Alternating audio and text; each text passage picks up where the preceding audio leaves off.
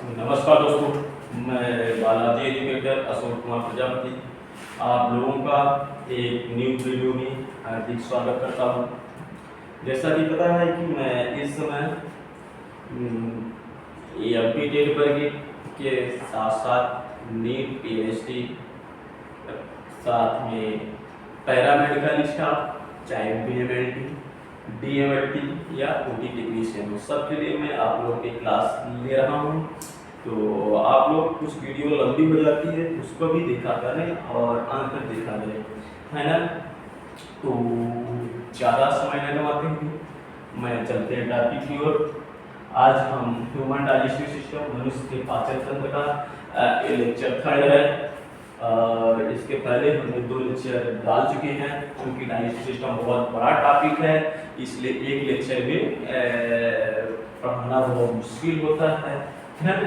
तो हम लोग चूँकि ऐसा लेवल में लेके चल रहे हैं, चाहे पैरामेडिकल स्टाफ वालों के लिए तो बहुत ज़्यादा डीपली आता है और साथ में एमपी टेट वर्ग 1 है ना, और नीट पीएचडी वालों के लिए थोड़ा लो लेवल का आता है। तो मैं ऐसा आप लोगों को पढ़ाने का प्रयास कर रहा हूँ 0 से लेकर के हीरो लेवल का, है ना। तो ज़्यादा समय न गवाते हुए चलते हैं टॉपिक की ओर, है ना। तो आज हम ह्यूमन डाइजेस्टिव सिस्टम का एक थर्ड लेक्चर पढ़ेंगे। तो अभी तक हम जो है तो 2 लेक्चर डाल चुका हूँ जिसमें हम माउथ कवर कर चुका हूँ, साथ में इसोफेगस कवर कर चुका हूँ और स्टमक भी कवर कर चुका हूँ, यानी आमाशय हम कहाँ तक पढ़ चुके हैं थोड़ा सा ओवर भी देख लेते हैं, है ना, जो मैं पढ़ चुका हूँ। तो थोड़ा सा ओवरव्यू में देख लेता हूँ, ठीक है ना। तो हम आप लोगों को माउथ पढ़ा चुके हैं, माउथ अथवा बोतल कैविटी या ओरल कैविटी कह सकते हैं और साथ में इसोफेगस और स्टमक, यहाँ तक हमारा कंप्लीट हो गया। आज हमारा पढ़ाया जाएगा, आज मैं पढ़ाऊंगा आप लोगों को स्मॉल इंटेस्टाइन, है ना। तो यानी जो हम खाना खाए हैं माउथ के थ्रू अंतर्ग्रहण, है ना, जिसे पता ही है आप लोग पढ़े होंगे पहली बार में मनुष्य के पाचन तंत्र की क्रिया 5 चरणों में होती है। अंतर्ग्रहण, है ना, अंतर्ग्रहण इंजेक्शन और आप फिर मतलब मुंह में जैसे ही खाने को लेते हैं, है ना, उसे अंतर्ग्रहण करते हैं।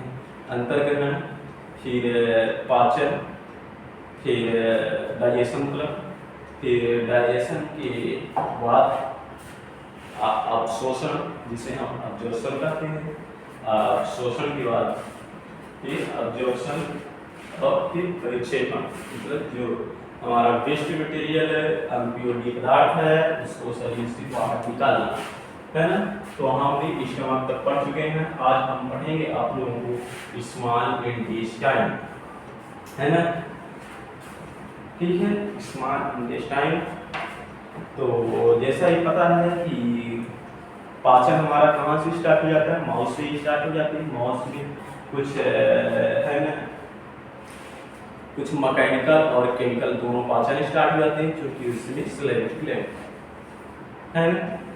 तो ये तो हम बता चुके हैं, क्योंकि एक ही वीडियो में सब बताना पॉसिबल नहीं है, इसलिए जो है तो आप लोग इसके जो पीछे वाली वीडियो है फर्स्ट वीडियो सेकंड वीडियो जरूर देखें, तभी आप लोगों को समझ में आएगा, है ना। तो हम स्टमक, तो अब हम चलते हैं स्मॉल इंटेस्टाइन की ओर। स्मॉल इंटेस्टाइन यानी जिसे हम कहते हैं छोटी आंत, है ना, जिसे हम क्या कहते हैं छोटी आंत। देखिए start from pyloric region of stomach. अब हम देखते हैं कि जो स्टमक है हमारा पेट है जिसे हम आमाशय कहते हैं, उसकी एक क्या कौन सा रीजन होता है, ये स्टार्ट हो जाती है पाइलोरिक, यहाँ से स्टार्ट हो जाती है, ठीक है। ये हमारा पाइलोरिक रीजन है, यहाँ से जो है तो स्टार्ट हो जाती है, ठीक है, पाइलोरिक रीजन के स्टमक। इसकी जो है तो लेंथ देख लेते हैं।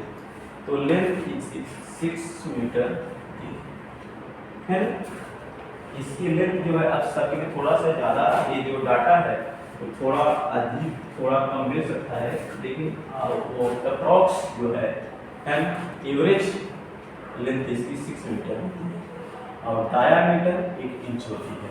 डायामीटर यानी सभी की छोटी आंत की अलग होती है, बड़ी आंत की अलग होती है। ये सबसे छोटी है, इसकी डायामीटर सबसे कम है ना, लेकिन ज़्यादातर डाइजेशन हमारी छोटी आंत में ही होता है ना। तो अब हम चलते हैं आगे चलते हैं स्मॉल इंटेस्टाइन का। देखिए अब स्मॉल इंटेस्टाइन के 3 पार्ट हैं, एक ड्यूडेनम, फिर ज्यूडेनम, फिर इलिशियम, है ना, इलिशियम। तो 3 पार्ट है जो हमारे स्मॉल इंटेस्टाइन है। फर्स्ट पार्ट को ड्यूडेनम कहते हैं, जो हमारे फर्स्ट पार्ट है उसको हम क्या कहते हैं, ड्यूडेनम कहते हैं, है ना। यहाँ से ही जो है तो स्टार्ट होती है, इससे किस जुड़ी होती है, स्टमक हमारे पेट से जुड़ी होती है और इसकी स्ट्रक्चर सी शेप होती है। अभी देख रहे हैं ना, यहाँ पे हमें ड्यूडेनम आप लोगों को मैं सहूलियत के लिए दिखाया है, ये हमारे ड्यूडेनम है, ये हमारे इसके क्या फर्स्ट पार्ट है हमारे स्मॉल इंटेस्टाइन का। ये सी शेप आपको समझ में आ रहा है, यहाँ पे ये सी शेप स्ट्रक्चर है, सी शेप है ना, ये हमारा इसमें सी शेप का स्ट्रक्चर है। ये सबम्यूकोसा इसमें प्रेजेंट होता है, फिर बर्नर्स ग्लैंड इसी में प्रेजेंट होता है। Attach with liver and pancreas, ये अटैच रहता है लीवर से, और लीवर जिसे एक्सक्रीट करते हैं, पैंक्रियाज साथ में अग्नाशय से अटैच रहता है ना। लीवर से क्या होता है, पित्तरस होता है ना, स्रावित होता है ना, पित्तरस बाइल जूस से हम कहते हैं।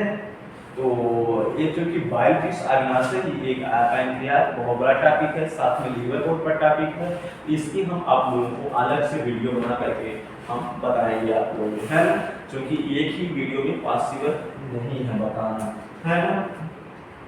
तो ज्यूडेनम के सेकंड है ज्यूडेनम।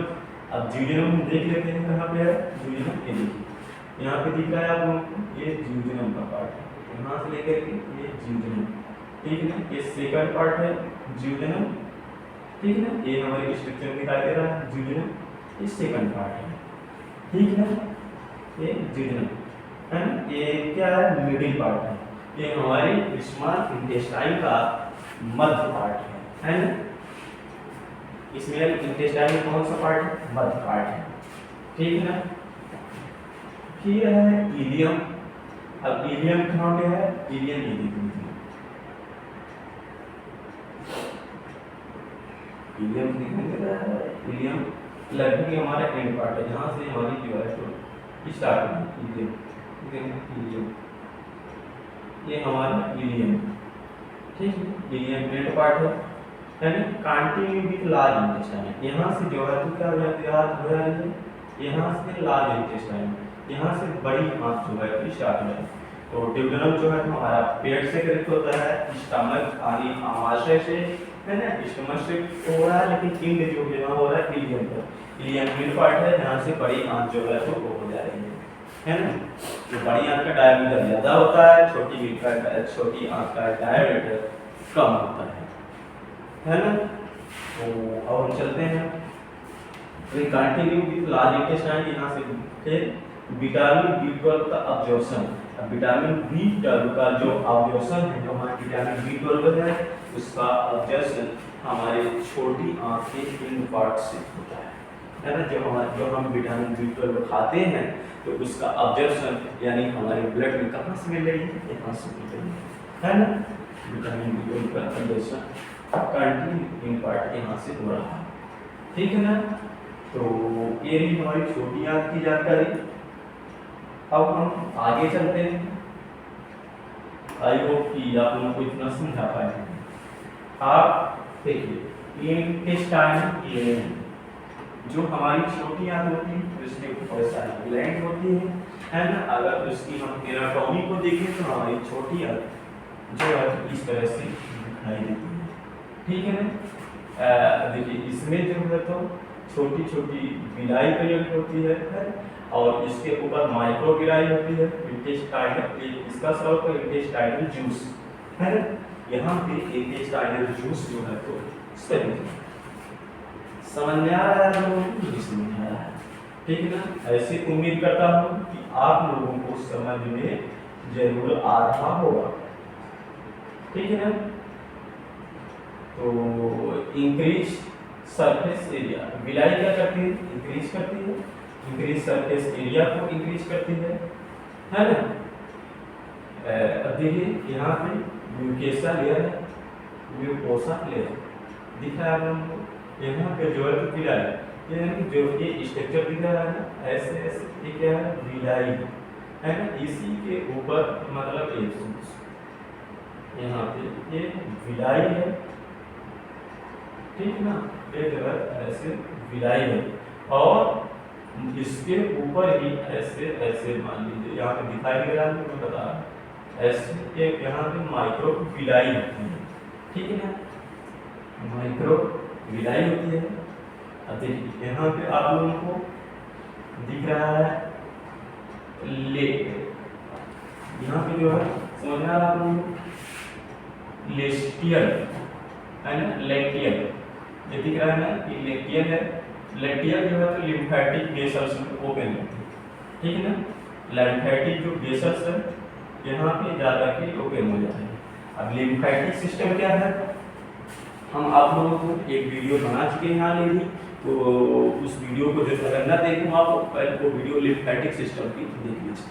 लिम्फेटिक सिस्टम की वीडियो कैसे देखेंगे? यूट्यूब में सर्च करेंगे बायोलॉजी एजुकेटर अशोक कुमार प्रजापति, तो वो वीडियो आ जाएगी बाय लिम्फेटिक है ना। टॉपिक डाल देंगे लिम्फेटिक सिस्टम है ना, तो वो वीडियो यानी लसका तंत्र, ठीक है। तो वो वीडियो आ जाएगी, तो उसको आप देख लेंगे तो आपको समझ में आ जाएगा। एंड लिम्फेटिक वेसल्स से जाकर के यहाँ जाते हैं। आप देखिए अब यहाँ पे किसका ऑब्जर्वेशन होता है? फैटी एसिड का, फैटी एसिड का ऑब्जर्वेशन, ठीक है ना। यहाँ पे किसका ऑब्जर्वेशन हो रहा है? फैटी एसिड का है ना। जो हमारा फैटी एसिड है उसका जो है ऑब्जर्वेशन है, ठीक है ना।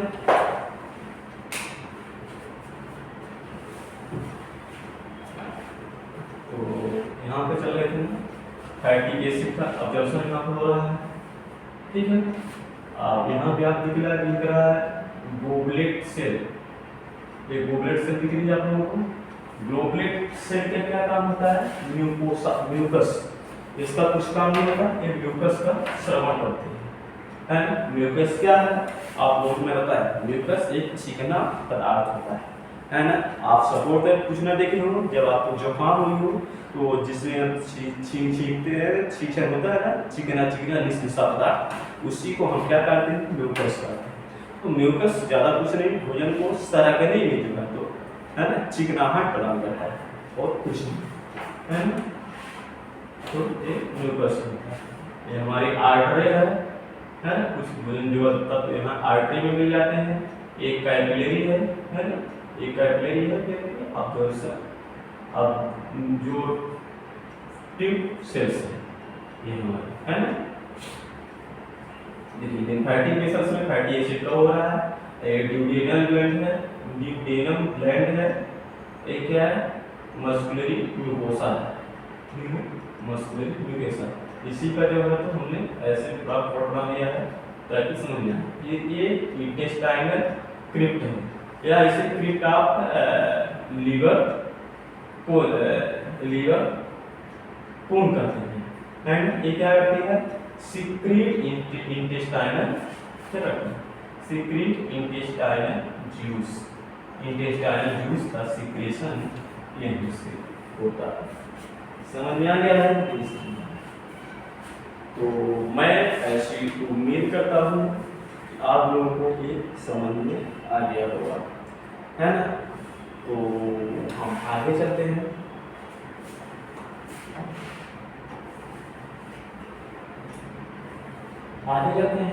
आगे हम देखते हैं ड्यूडेनम, है ना। 3 पार्ट हमने पढ़ा था स्मॉल इंटेस्टाइन की। ये पहला पार्ट था ड्यूडेनम, जो कहाँ से स्टार्ट हो रही थी? आमस स्टमस। फिर ज्यूजेनम था, ज्यूजेनम मिडिल पार्ट था उसका, और मीडियम लास्ट पार्ट, जो शुरुआत कहाँ से हो रही थी? उससे शुरुआत होती बड़ी जाती, तो हम ड्यूडेनम की आगे देख लेते हैं। ड्यूडेनम, अब इसमें क्या होती है, पैनक्रियाटिक जूस, अग्नाशयी रस और इंटेस्टाइनल जूस एंड इंटेस्टाइनल जो छोटी आंत का रस होता है ना। फिर होता है बाइल जूस यानी पित्त रस, है बाइल जूस है यानी पित्त रस, है ना। अब देखिए पैनक्रियाटिक जूस में प्रोटियोलाइटिक और इम्यूलाइटिक फिर लाइपोलाइटिक एंजाइम। इसमें कौन कौन से एंजाइम है, प्रोटियोलाइटिक एंजाइम, फिर एमाइलोलाइटिक एंजाइम, लाइपोलाइटिक एंजाइम। अब प्रोटियोलाइटिक एंजाइम क्या करता है, ट्रिप्सिन, है ना। ट्रिप्सिन क्यों पाया था, ट्रिप्सिन से किसका बना, प्रोटीन, है ना। अब एमाइलेज, इम्यूलाइटिक एंजाइम क्या करता है, एमाइलेज को पाया जाता है। एमाइलेज किसका पालन करता है, स्टार्च का, है।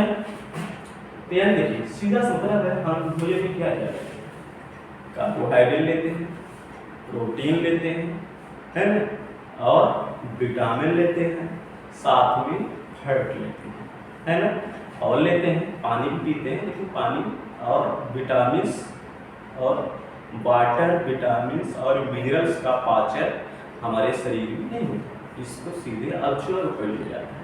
क्या कदर कर लिया जाता है, विटामिन, मिनरल्स और वाटर।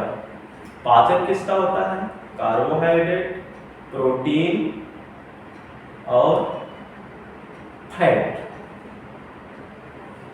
कार्बोहाइड्रेट, प्रोटीन और फैट, इनको जो है तो डायरेक्ट हम उससे फार्मिंग लेते हैं। इससे मेटाबॉलिक रिएक्शन होती है ना, जिसे हम सिंपल फार्मिंग, कॉम्प्लेक्स फार्म पाया जाता है। सिंपल फार्म में जो है हमारी बॉडी डायरेक्ट एब्जॉर्ब नहीं करती, उसको पहले तोड़ना पड़ता है, तो सिंपल फार्म में आ जाता है, तो वही हमारी बॉडी जो है तो उसको अब्जॉर्ब करती है ना। तो विभिन्न प्रकार के एंजाइम को पाए जाते हैं उसको तोड़ने के लिए, वही हम बता रहे हैं। ट्रिप्सिन प्रोटीन का जो है तो वो करता है, एमाइलेज जो है तो है ना, एमाइलेज इमाइलोटिक के रूप में आता है, एमाइलेज स्टार्च का पाचन करता है ना, और लिम्फोटिक लाइपेज है, लिम्फोटिक लाइपेज का पाचन करता है, वसा का। अब ये जो है पैनक्रियाटिक जूस, यहाँ से क्या हो रहा है, पैनक्रियाटिक जूस का जो है तो पाचन कर रहा है, ठीक है। ये पैनक्रियाटिक जूस पाचन कर रहा है। फिर आता है इंटेस्टाइनल जूस, है ना, ये डिपेंडेंट प्रोटीन है ना, ये डिपेंडेंट प्रोटीन के रूप में आता है, डिपेंडेंट प्रोटीन के रूप में होता है इसका इंटेस्टाइन में। फिर माल्टेज का पाचन करता है ना। फिर लैक्टेज, सुक्रोज और लाइपेज। माल्टेज है ना, माल्ट जो वहाँ से फर्स्ट जाता है ना मुख से, है ना, ये माल्टेज, फिर लैक्टेज, लैक्टेज दूध है ना, एंटीरिन के रूप में आता है, सुक्रोज प्लस लाइपेज। फिर वाइट जूस जो होता है पित्तरस, ये वाइट सॉल्ट्स के रूप में पाया जाता है। इस इमल्सिफिकेशन, बसरा का इमल्सिफिकेशन करता है। ये मान लीजिए बसरा है, ठीक है, फैट है, ये हमारा क्या है, फैट सपोर्ट है। इसको छोटे छोटे टुकड़ों में तोड़ने का काम जो है तो कौन करना है, देखिए ट्राइग्लिसराइड के रूप में पाया जाता है। ट्राइग्लिसराइड से डाइग्लिसराइड में जो है तो परिवर्तित करता है, उसी को कहते हैं इमल्सिफिकेशन। यानी कि बाइल जूस के कॉम्पैक्ट बाइल साल्ट, देखिए बाइल जूस पाया जाता है बाइल साल्ट में। जब बाइल साल्ट जो है तो मिक्स होता है हमारे फैट में, वसा में, तो वो क्या फैट करता है, ट्राइग्लिसराइड से डाइग्लिसराइड के मतलब बड़े से एक छोटे अणु में सीधे सीधे तोड़ देते हैं ना, उसे ही कहते हैं फैट का इमल्सिफिकेशन, है ना। इसे हम क्या कहते हैं, फैट का इमल्सिफिकेशन कहते हैं, है ना। तो आई होप कि आप लोगों को समझने में सफल रहा होगा। आगे चलता हूँ। अब आता है म्यूकस देखिए लार्ज इंटेस्टाइन, अभी तक हमने पढ़ा स्मॉल इंटेस्टाइन है ना, ज्यादातर पाचन हमारी स्मॉल इंटेस्टाइन में ही होता है ना। कैसे कैसे पाचन हुआ वो हम आप लोगों को बता चुके हैं, ठीक है ना। तो हम चलते हैं स्मॉल लार्ज इंटेस्टाइन, अभी तक हमने छोटी आंत को पढ़ा, अब हम पढ़ रहे हैं बड़ी आंत, ठीक है। तो बड़ी आंत में क्या है, नो डाइजेस्टिव ग्लैंड, बड़ी आंत में क्या है, no digestive gland and enzyme, ठीक है ना।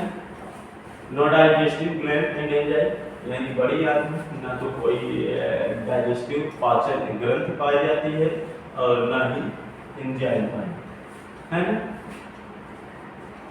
फिर no digestion and absorption of food, ना ही भोजन का पाचन होता है, ना ही अब्जॉर्प्शन होता है ना, ना उसका पाचन होता है, ना ही अब्जॉर्प्शन। तो क्या होता है, maximum absorption of water minerals and drugs, भारी मात्रा में मैक्सिमम, है ना, एकदम अब्जॉर्प्शन किसका होता है, वाटर का होता है, क्योंकि हम बताए थे ना जो हम पानी पीते हैं और मिनरल्स लेते हैं, तो मिनरल्स ना ही पानी हमारे शरीर में इसका पाचन नहीं होता, इसका केवल अब्जॉर्प्शन होता है।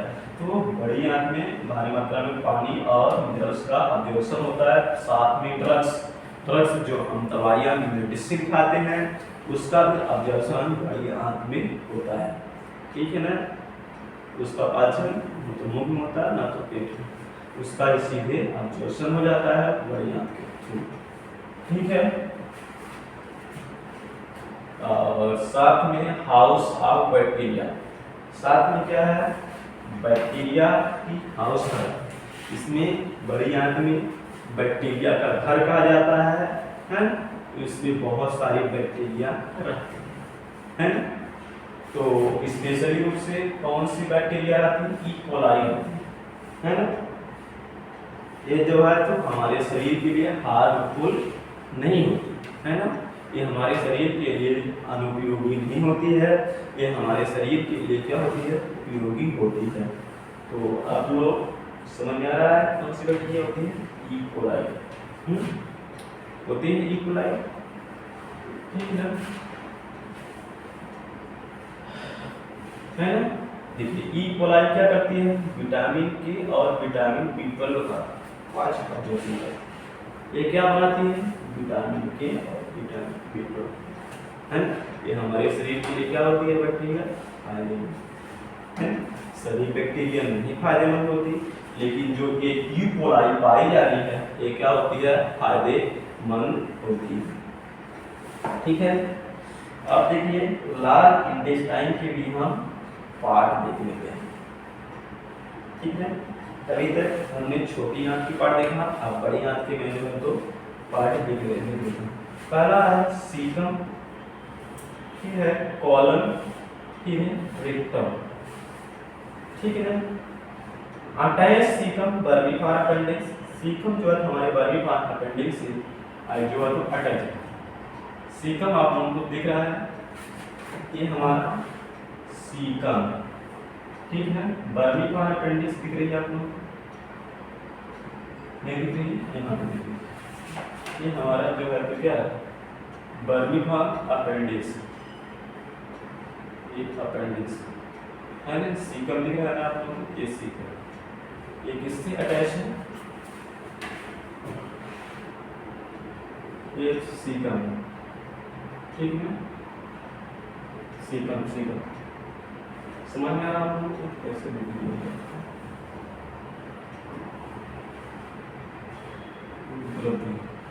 ये हमारा क्या है, सीकम, ठीक है, ये हमारा सीकम है ना, ये अटैच रहता है किसी बर्बिफार अपेंडिक्स, ठीक है। यहाँ पे दिख रहा है, यहाँ पे क्या होता है, सीकम, ठीक है। अटैच में बर्बिफार वेस्टिजियल आ गए, ये बर्बिफार अपेंडिक्स के वेस्टिजियल आ गए हैं, यानी अनुपयोगी ऑर्गन है, इसका हमारे शरीर में कोई उपयोग नहीं है। पहले के टाइम में जब आत्मानव हुआ करते थे, जब हमसे पत्ती भी खा लिया करते थे, इससे इसमें क्या होता था, सेलुलोज का पाचन होता था, है ना, हम सेलुलोज खाया करते थे। लेकिन आज हम लोग क्या है कि सेलुलोज नहीं खाते हैं, इसलिए इसका कोई उपयोग नहीं। वेजिटेरियन आर्गन है, कभी कभी इसमें दिक्कत हो जाती है ना, दर्द हो जाता है, या कि जो है भोजन जो है यहाँ से जो है कभी कभी इसमें आ जाता है तो दर्द करता है, दर्द करता है, पेन किलर करता है, तो कभी कभी इसमें स्वयं भी महसूस होने लगती है। तो क्या करता है, इसको कैंची से सीधे इसको कट करके निकाल देता है ना। तो क्या होता है कि बतौर में अपेंडिक्स वो कहते हैं कि मैं अपेंडिक्स को निकलवा दिया, है ना। तो सीकम के बाद vegetarian attach with caecum terminal condition से कहा जाता है। ठीक, कॉलम की बात करते हैं, है ना। कॉलम 1 2 3 और 4, कॉलम कितने प्रकार होते हैं, 4 प्रकार, ठीक है ना। पहला है असेंडिंग कॉलम, दिख रहा है आप लोगों को, ये पहला है हमारा असेंडिंग कॉलम, ठीक है। फिर है असेंडिंग कॉलम, फिर है transverse column, ascending column, transverse column, फिर डिसेंडिंग कॉलम, ठीक है। डिसेंडिंग कॉलम के बाद एक है असेंडिंग कॉलम हुआ, फिर ascending column, descending column, transverse column, और एक होता है जैसे हमारा सिग्मोइड कॉलम, ठीक है ना। ये हमारा असेंडिंग कॉलम है, यहाँ पे दिख रहा है, ये ट्रांसवर्स कॉलम है, ये दिख रहा है यहाँ पे ट्रांसवर्स कॉलम, ये असेंडिंग कॉलम, ये सिग्मोइड कॉलम है, और हो गया इतना ही कॉलम होता है। फिर इसके बाद होता है लास्ट में रिक्टम, ये रिक्टम दिख रहा है आप लोगों को, ये हमारा क्या दिख रहा है, हाँ यहाँ पे विजुअल हो रहा है, आप लोगों ने विजुअल हुआ होगा, दिखा है ना। ये जो है ये इमेज जो है विजुअल अच्छा नहीं है, ठीक है। ये क्या है, हमारा असेंडिंग कॉलम है, ट्रांसवर्स कॉलम है, डिसेंडिंग कॉलम है, फिर सिग्मोइड कॉलम, ये रिक्टम दिख रहा है यहाँ पे। आप जो है तो क्या trans temporary store of faeces, यानी टेम्परेरी रूप से जो स्टोर होता है, यहाँ पे क्या करता है, स्टोर होता है ना। इसका जो है तो ये वाला पार्ट जो है तो हमारा ऐच्छिक अनैच्छिक आता है, लेकिन यहाँ ये वाला पार्ट ऐच्छिक आता है। हम अपनी इच्छा अनुसार इसको वो कर सकते हैं, थोड़ी देर तक अपनी इच्छा को तरफ सो सकते हैं, जो हम बाहर जाते हैं सुबह सुबह, है ना, शौचालय जाते हैं तो यहाँ से कुछ रोक सकते हो, देते रोक सकते। यहाँ की जो है तो रिक्टम में जो है तो टेम्परेरी रूप से दिख रहा है, टेम्परेरी स्टोर ऑफ फेसेस, यही से को थीसिस दिखा सकते हैं, ये स्टोर कर सकते हैं, ठीक है। ये सीकम दिख रहा है आपको, ये अपेंडिक्स है, बाकी का अपेंडिक्स ये जुड़ा हुआ है। तो आई होप कि मैं समझाने में आप लोगों को सफल हूँ। रिक्टम क्या होगा, मतलब इसको बड़ी अर्थ को, लार्ज इंटेस्टाइन को, ठीक है। अब हम आगे चलते हैं, है ना। आप देख लेते हैं डाइजेशन, है ना, डाइजेशन देख लेते हैं, यानी पाचन, ठीक है। डाइजेशन क्या होता है, डाइजेशन और डाइजेस्टिव और अनडाइजेशन जो हमारे मुख से जो आता पाचन होता है ना, उसे हम क्या कहते हैं, बोलस कहते हैं। समझ में आ रहा है आप लोगों को, बोलस क्या है, जो पाचा और अनपचा हुआ भोजन मुख से कहाँ जाता है, आमाशय जाता है, इसके थ्रू ओसोफेगस से, है ना। ग्रास नली कुछ नहीं है, एक छोटा सा पाइप, उसका ज़्यादा काम कुछ नहीं होता, तो सीधे जो है तो पहुंचा देती है पाच। तो उससे क्या होता है कि जब पाच आमाशय में जाता है तो उसकी दोनों मुट्ठियाँ बंद, ये है आमाशय, इसकी दोनों मुट्ठियाँ बंद हो जाती हैं। बंद होने के बाद जो है तो भोजन की ऐसे ऐसे मिक्सिंग होती है, ऐसे ऐसे मिक्सिंग। हमने इसको पिछले वीडियो में बता दिया। तो जब मिक्सिंग होती है, मिक्सिंग हुआ भोजन को हम क्या कहते हैं, काइम करते हैं, ठीक है ना। तो हम उसको क्या कहते हैं, काइम। तो अब देखिए माउथ, अब माउथ में किसका टेम्परेरी कार्बोहाइड्रेट का पाचन होता है, टेम्परेरी पूर्ण रूप से पाचन नहीं, ठीक है। तो कार्बोहाइड्रेट का पाचन किस मतलब माउथ को होता है, किसके थ्रू, एमाइलेज, क्योंकि हमारी जो है एमाइलेज पाया जाता है माउथ में, है ना। तो एमाइलेज के थ्रू क्या होता है, इसका पाचन होता है। तो कार्बोहाइड्रेट एमाइलेज से कांटेक्ट में आकर के माल्टोज प्लस हिस्टोन में कन्वर्ट हो जाते हैं। नो लिपिड एंड प्रोटीन का रिलेशन, यहाँ पे माउथ में ना ही लिपिड का पाचन होता है ना ही प्रोटीन का पाचन होता है, केवल किसका हो रहा है, कार्बोहाइड्रेट का, तब उसको रूप से, है ना, पूर्ण रूप से नहीं, अधूरा पाचन। फिर आता है पेप्सिन, फिर आता है स्टमच। माउथ का काम खत्म, स्टमच में जाते हैं, इसमें गैस्ट्रिक जूस प्रेजेंट होती है। साथ में आप पेट में पहुंचे, इसमें गैस्ट्रिक जूस प्रेजेंट है, साथ में एचसीएल प्रेजेंट है ना, साथ में एचसीएल प्रेजेंट है ना। और एचसीएल पेप्सिन, पेप्सिनोजन और प्रोटीन में जो है तो इसको पैर तोड़ देते हैं। तो देखिए पेप्सिन से क्या होता है, प्रोटीन, प्रोटीन, और प्रोटीन से जो क्या होता है, protein, peptone plus proteoses. Rennin, rennin से दूध का पाचन होता है, कैल्शियम के रूप में पाया जाता है, कैल्शियम तोड़ देता है पेप्टोन प्लस प्रोटियोजेस में, वो तोड़ देता है, ठीक है। अब देखिए प्रोटीन किस कौन कौन से रूप पाया जाता है, प्रोटीन के रूप पाया जाता है, पेप्टोन के रूप में प्रोटीन पाया जाता है, प्रोटियोजेस के रूप पाया जाता है। तो ट्राइपेप्साइड, ट्राइपेप्सिन की उपस्थिति में एक पैंक्रियाज से जो हमारे पैंक्रियाटिक जूस निकल रही, उसकी उपस्थिति में आकर के क्या बना है, डाइपेप्टाइड। डाइपेप्टाइड क्यों होता है, और डाइपेप्टाइड किससे क्यों मिल जाता है, डाइपेप्टाइडेज, डाइपेप्टाइडेज मिल जाता है। ये इंटेस्टाइनल जूस की उपस्थिति में करके अमीनो एसिड में कन्वर्ट हो जाता है। अब अमीनो एसिड हमारा जो है क्या है, फाइनल प्रोडक्ट है, ठीक है। अमीनो एसिड क्या है, हमारा फाइनल प्रोडक्ट है, इसको हमारी बॉडी अब्जॉर्ब कर लेती है, ठीक है। अब फिर आगे चलते हैं स्टार्च। स्टार्च क्या करता है, एमाइलेज की उपस्थिति में, एमाइलेज का होता है पैंक्रियाज, पैंक्रियाज के कांटेक्ट में आकर माल्टेज भी तोड़ देता है स्टार्च। फिर माल्टोज आता है, माल्टोज, फिर माल्टोज होता है, माल्टोज क्या करता है, माल्टेज की उपस्थिति में ग्लूकोज बना लेता है। अब ग्लूकोज एक अलग प्रोडक्ट, ग्लूकोज को हमारी बॉडी अब्जॉर्ब कर लेती है। अब मान लीजिए ग्लूकोज और हमारे सुक्रोज में हमने खाया, तो सुक्रोज के लिए सुक्रेज एंजाइम पाया जाता है।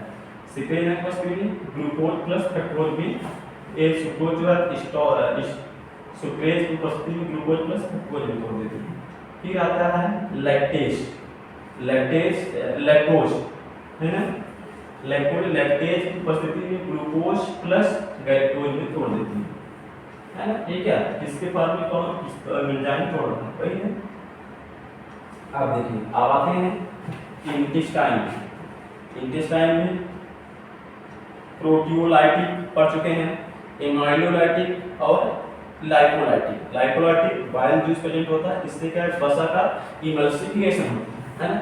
तो हम देख लेते हैं, ये पढ़ना है स्मार्ट, यहाँ पे पढ़ना है। अब हमें बाइल जूस में चलते हैं, देखिए आपकी बाइल जूस क्या होता है, ट्राइग्लिसराइड से डाइग्लिसराइड, वसा का इमल्सिफिकेशन फैट हो रहा है। तो ये मान लीजिए कॉम्प्लेक्स फॉर्म में ये जो हमारा वसा पाया जा रहा है, ठीक है। ट्राइग्लिसराइड ये छोटे छोटे ऐसे ऐसे पार्ट में क्या कर दिया, तोड़ दिया इसको, डाइग्लिसराइड। अब डाइग्लिसराइड क्या होता है, पैंक्रियाज की उपस्थिति में लाइपेज, पैंक्रियाज लाइपेज कहाँ से हो रहा है, पैंक्रियाज से ये बना देते का मोनोग्लिसराइड, क्योंकि ट्राइग्लिसराइड से डाइग्लिसराइड में तोड़ दे रहा है बाइल जूस, ठीक है। फिर पैंक्रियाज से लाइपेज आ रहा है, ठीक है, पैंक्रियाज से अब यहाँ से हमारा क्या लाइपेज आ रहा है। फिर लाइपेज क्या करता है, मोनोग्लिसराइड में मोनोग्लिसराइड मोनोग्लिसराइड कहाँ से आ रहा है, इंटेस्टाइनल लाइपेज। फिर ए glycerol plus fatty acid final product होगी, और ग्लिसरॉल प्लस फैटी एसिड, ठीक है। ग्लिसरॉल जो है और फैटी एसिड जो हमारे शरीर में अब्जॉर्ब हो जाती है ना। फैट से हमारी क्या होती है, बहुत सारी एनर्जी जो है तो हमें प्राप्त होती है, ठीक है। आगे चलते हैं। अब आता है अब्जॉर्प्शन, यानी हम अवशोषण करते हैं।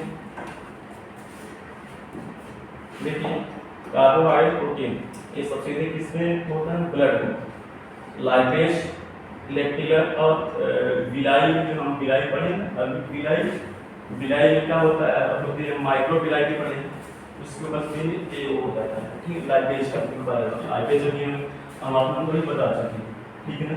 अब देखिए अमीनो एसिड को स्ट्रक्चरल प्रोटीन भी कहते हैं। स्ट्रक्चर जो हमारे जो टिश्यू होते हैं, है ना, सेल में इसका स्ट्रक्चर प्रदान करने का काम करता है। स्ट्रक्चरल प्रोटीन भी कह सकते हैं। प्रोटीन मतलब एक बॉडी बिल्डिंग मटेरियल है ना। तो amino acid protein amino acid के रूप में जो है हमारे कोशिकाएं होती है, सेल होती है, उनका स्ट्रक्चर प्रदान करने का काम करता है। फिर फैटी एसिड जो हमारा प्लस ग्लिसरॉल फैट को स्टोर करता है, फैट से बहुत सारी एनर्जी मिलती है, और ये जो बाद में ग्लूकोज होने का भी काम करता है। फैटी एसिड भी स्टोर हो जाती है ना।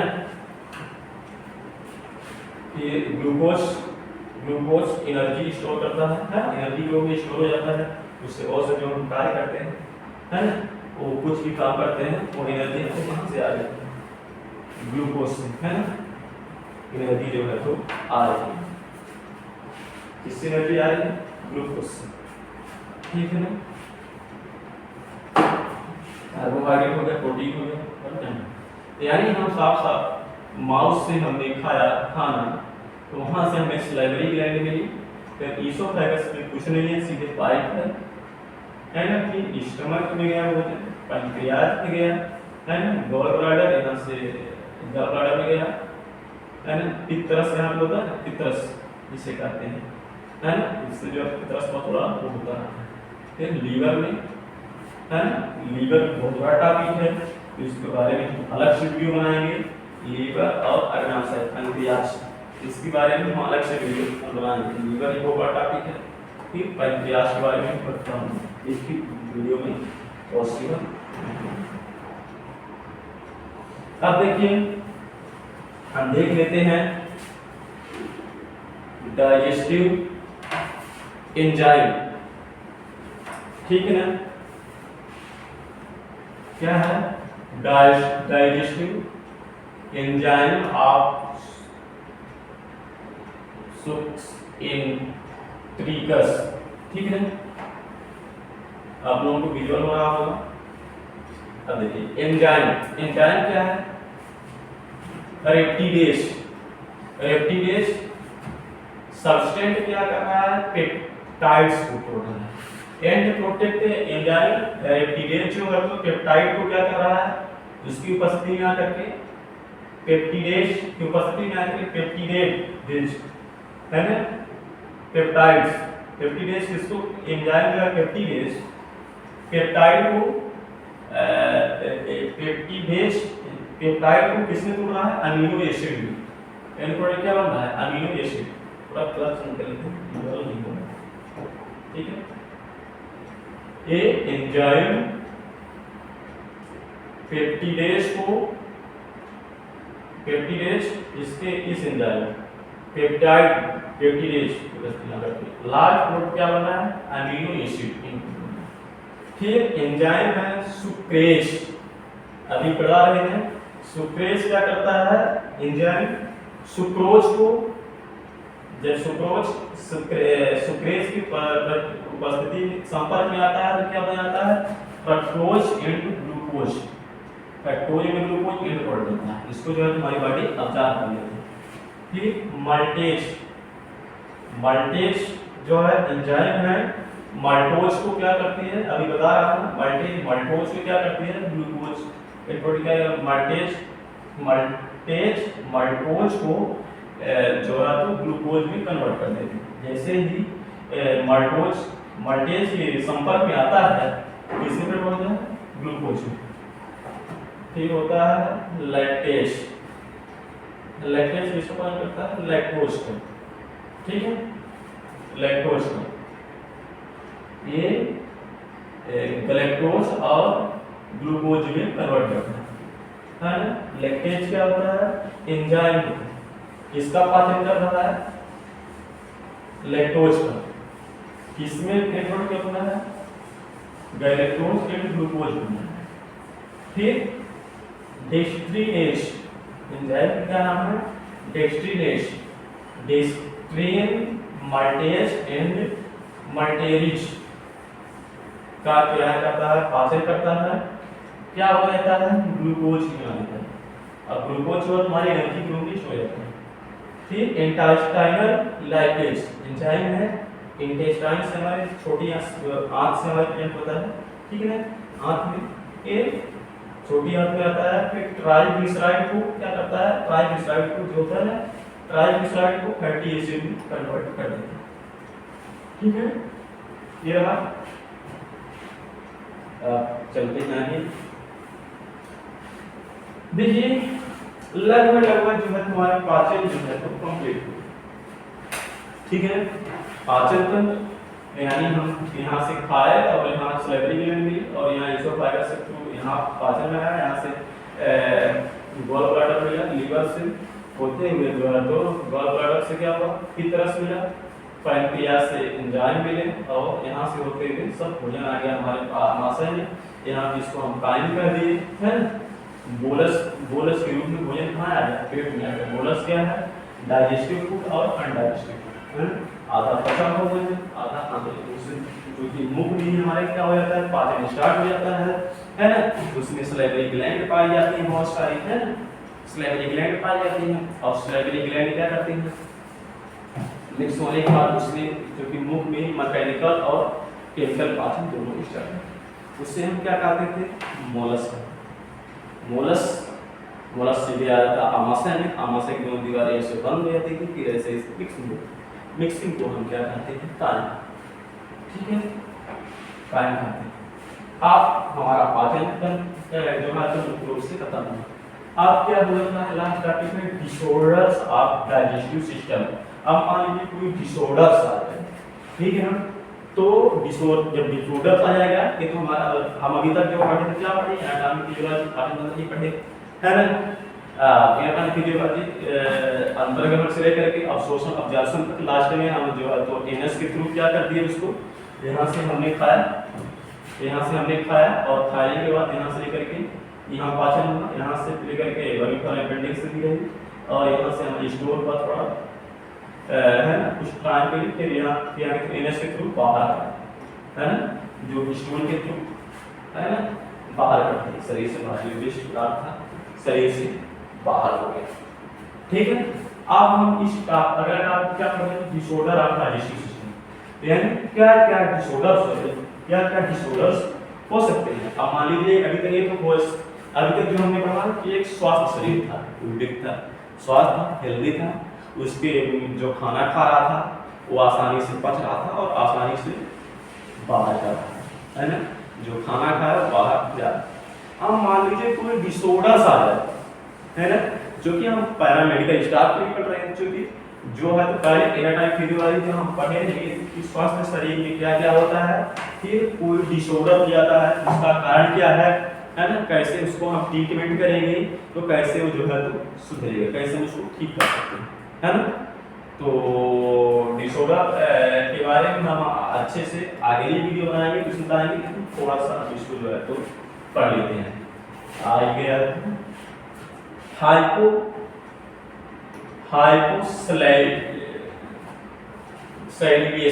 हाइपोसैलिवेशन यानी लेस सलाइवा, क्योंकि हमारे मुख में तो सलाइवरी ग्लैंड प्रेजेंट होती है तीन प्रकार से, सबमेंडिबल, सबलिंगुअल और प्रोक्टियल ग्लैंड है, प्रोक्टियल ग्लैंड। रोटरी ग्लैंड कान के पास पाई जाती है। सब मीडियल ग्लैंड यहाँ जो है तो हमारा पाँव यानी जो जीभ के नीचे पाई जाती है। सब लिंगुअल ग्लैंड यहाँ पाई जाती है। सब लिंगुअल ग्लैंड यहाँ पाई जाती है। ठीक है, जीभ के नीचे पाई जाती है सब लिंगुअल, यहाँ पे गले में पाई जाती है।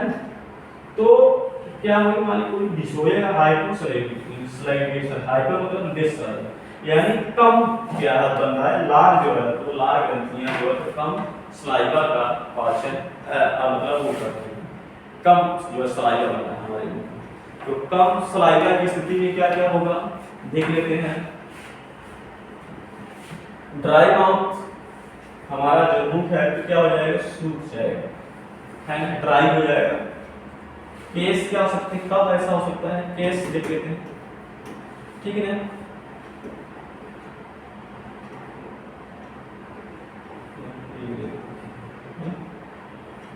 फीवर की स्थिति में जब हमें बुखार आता है तो मुंह जो है तो सूखा सूखा लगता है ना, ऐसा मुंह सूख जाता है, उसे हम ड्राई कहते हैं, ड्राई होता है। ठीक है ना, फिर डिहाइड्रेशन की स्थिति में, डिहाइड्रेशन जो हमारे शरीर में पानी की कमी हो जाती है तब ऐसा होता है ना। फिर साइलिहेंसिंग, आप जो obstruction of our saliva duct, जो हमारी सलाइवा डक्ट है वो जो है तो अच्छे से काम नहीं करते हैं, है ना, ऑब्स्ट्रक्शन करते हैं आप सलाइवा में। ठीक है, और कौन सी स्थिति, स्मोकिंग, स्मोकिंग जब धूम्रपान करते हैं, है ना, धूम्रपान उस स्थिति में, है ना, स्मोकिंग स्थिति में, इसके आप कैफीन इंटेक ज़्यादा मात्रा में चाय और कॉफ़ी भी पीते हैं, उससे भी जो है तो हमारे सलाइवा कम बनता है। तो ज़्यादा हमें चाय और कॉफ़ी का भी सेवन नहीं करना चाहिए, है ना। ठीक है, ना हमें ज़्यादा चाय का सेवन करना चाहिए, ना हमें कॉफ़ी का सेवन करना। फिर और क्या कंडीशन करती है, कैंसर थेरेपी। मान लीजिए किसी को कैंसर थेरेपी चल रही, कैंसर हो गया है ना, कैंसर को हिंदी बोलते हैं जहर। ठीक है, किसी को कैंसर हो गया है, कैंसर का ट्रीटमेंट चल रहा है ना, कैंसर का ट्रीटमेंट तीन प्रकार से होता है, रेडियोथेरेपी, है ना, रेडियोथेरेपी इसमें रेडिएशन के थ्रू जो है तो कैंसर को क्या किया जाता है, ट्रीट किया जाता है। फिर होता है कीमोथेरेपी और सर्जरी, है ना। एक और होता है स्टेम सेल थेरेपी, तो वो जिसका कॉस्ट ज़्यादा हो जाता है, लेकिन अभी अपने भारत जो है तो अपने ज़्यादा हॉस्पिटलों में कीमोथेरेपी, रेडियोथेरेपी और सर्जरी के थ्रू ही कैंसर को ठीक किया जाए। तो मान लीजिए कैंसर की कोई ट्रीटमेंट चल रहा है, रेडियोथेरेपी हो गई, कीमोथेरेपी है, इसमें केमिकल के द्वारा रेडिएशन मतलब कोबाल्ट सृष्टि के द्वारा, है ना, जो करते हैं उसको भगाने का काम करते हैं। ठीक है, फिर मेडिकेशन, कोई मान लीजिए हमने मेडिसिन ली हुई है, ठीक है, कोई मान लीजिए हमने मेडिसिन ली हुई है, ठीक है, कोई मेडिसिन के थ्रू जो है तो हमारा सलाइवा कम हुआ है, ठीक है ना। तो हाइपोसलाइवेशन, लेस सलाइवा, ये तो हमारा हुआ केस कम सलाइवा बनने की कंडीशन है। क्योंकि कोई भी चीज ज्यादा होती है तो भी नुकसानदेह है, यदि कम होती है वो भी नुकसानदेह है। तो ना हमें कम कोई चीज बने तो वो करना है, ना ही ज्यादा बने तो करना है, ठीक है ना। हमें एक मीडियम एवरेज उसमें जो है तो चलना है, ठीक है। तो अब आगे चलते हैं। तो लगभग हमारा एक स्लाइड कंप्लीट हुई। तो कहने का मतलब यह है आज हमने पढ़ा हाइपोसलाइवेशन। अब हम अगले वीडियो में जो हम बनाएंगे उसमें पढ़ेंगे हाइपरसलाइवेशन क्या है, जो कि अभी कम बन रहा है। तो क्या कि कौन कौन सी केस में बन रहा है, सलाइवा कम बन रहा है, क्योंकि एक जब बराबर मात्रा में बनेगा तभी जो है तो हमारा जो है तो ज्यादा मात्रा में कोई चीज बनती है तो भी नुकसानदेह, कम मात्रा में बनती है तो भी नुकसानदेह। तो यानी सब वही कम, इसलिए सब नॉर्मल जितना बनना चाहिए सलाइवा उतना ही बने, तभी हम हेल्दी रह सकते हैं। तो ये हम आज भी क्या किसके बारे में पढ़ा, हाइपोसलाइवेशन के बारे में पढ़ा। अब हम जैसे ही अगली वीडियो आएगी तो अगली वीडियो में हाइपरसलाइवेशन मतलब ज्यादा मात्रा में सलाइवा जो होती है तो क्या, ठीक है। तो एक वीडियो और बनाऊंगा डाइजेस्टिव सिस्टम के बारे में। तो आज समय कमाते हैं, नमस्कार, धन्यवाद। वीडियो को लाइक करिए और हमारे चैनल को सब्सक्राइब करिए।